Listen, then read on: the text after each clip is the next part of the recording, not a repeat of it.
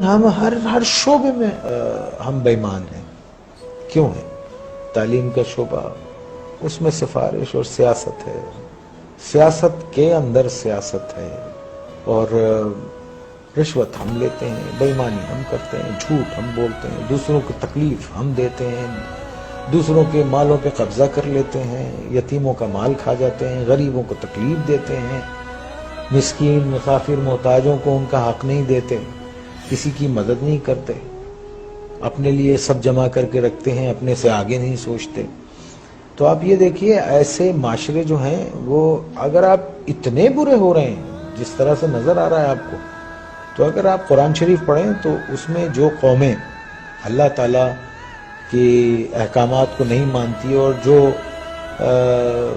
ان سب چیزوں میں نافرمانی میں جب بہت آگے چلی جاتی ہے تو اللہ نے کہا ہے میں ایسی قوم کو تباہ کر دیتا ہوں اور پھر ان کی جگہ دوسرے لوگ لے آتا ہوں. اللہ کہتا ہے کہ میرے لیے یہ کام کوئی مشکل نہیں ہے. تو جو لکھ پتی ہے وہ کروڑ پتی ہونا چاہتا ہے، جو کروڑ پتی ہے وہ اربوں پتی ہونا چاہتا ہے، جو اربوں پتی ہے وہ اس سے زیادہ پیسے والا ہونا. ایک آدمی جس کی تنخواہ 12,000 روپے مہینہ ہے، اس کے گھر کے اخراجات 80,000 روپے کے ہیں. یہ کون سی سائنس ہے آپ مجھے بتائیے کہ وہ اس کو پورا کرتی ہوگی؟ اور یہاں 60% لوگ ایسے ہیں جن کی تنخواہیں اتنی ہیں، لمیٹڈ ہیں، اور ان کے اخراجات جو ہیں. تو پھر کیا کرتے ہیں آپ؟ شارٹ کٹس مارتے ہیں، شارٹ کٹس مارتے ہیں. اور ایک بات یاد رکھیے، دیکھیے اگر آپ نے اپنی اولاد کو حرام کھلایا نا، حرام، بے ایمانی، چوری چکاری، ان سب چیزوں سے لوٹ کے یہ سب چیزوں سے کھلایا، تو وہ آپ کے پاس وہ سارا ویسے ہی نکل جائے گا. آپ دیکھیے کبھی جمع کر کے نہیں رکھ سکتا. اگر اس کے پاس رہے گا، جمع بھی ہوتا ہے، تو ایک ڈیزاسٹر ہوگا اور سب ختم ہو جائے گا. تو ہم کو ٹھیک ہونا چاہیے. ہم انسان ہیں، جانور نہیں ہیں. ہم کو صحیح ہونا چاہیے.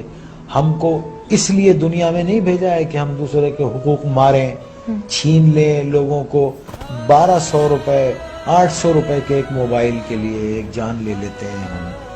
کبھی وہ تنہائی میں بیٹھ کے وہ سوچتے نہیں ہوں گے کہ ایک انسان کی زندگی جب وہ پیدا ہوتا ہے تو وہ گوشت کا لوتھڑا ہوتا ہے، پھر وہ انسانی فارم میں آتا ہے، پھر وہ دنیا میں آتا ہے بے سہارا، بے بس. ماں اس کو 9 مہینے پیٹ میں رکھتی ہے، پالتی ہے، پھر وہ گرم سرد کا مقابلہ کرتا ہے اور بڑا ہوتا ہے، چوٹیں لگتی ہیں، دھوپ ہے، بارش ہے، اور پھر ایک آدمی اس کو ایک 500 روپے کے موبائل کے لیے اتنی تک و دو سے پلنے والے بچے کو گولی مار کے چلا جاتا ہے.